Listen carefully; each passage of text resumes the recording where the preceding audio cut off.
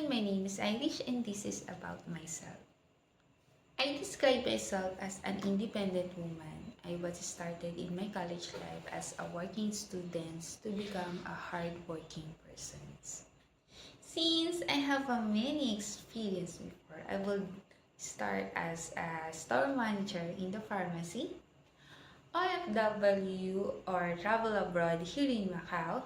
I have been experienced before as the admin officer in the travel agency, including the liaisons officer to process in Bureau of Immigrations. Aside from that, I have been working the famous casino in the Philippines government or Facor Casino as a baby bar attendant with promotions at canvasser or buyer in the procurement department.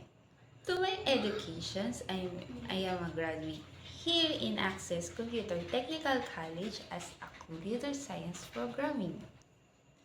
About to my skills, I am knowledgeable when it comes to computer gadgets or modern technology. HTML, CSS, Python, JavaScript, MySQL using from the Visual Studio. Photo editing, video editing, or many more creating using Adobe Photoshop. But since upgraded using Canva, it is easy to use or creating any, especially logo. World of games. I have passionate about any online games since I was in high school life. Until now, I'm just playing online games. Counter-Strike is my first game.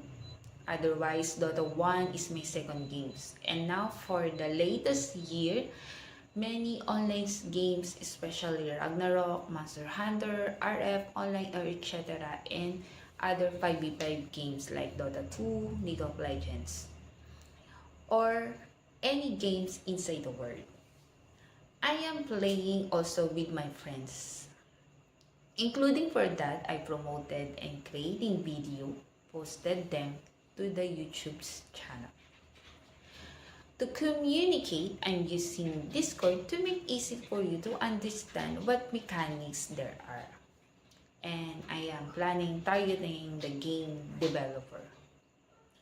And I am also the type of person when I start something or do something, I won't stop until I finish it. Strength and weaknesses.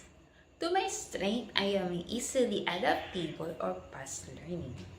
To my weaknesses, it is too hard to me to saying no. Also to my co-workers or friends to ask a favor.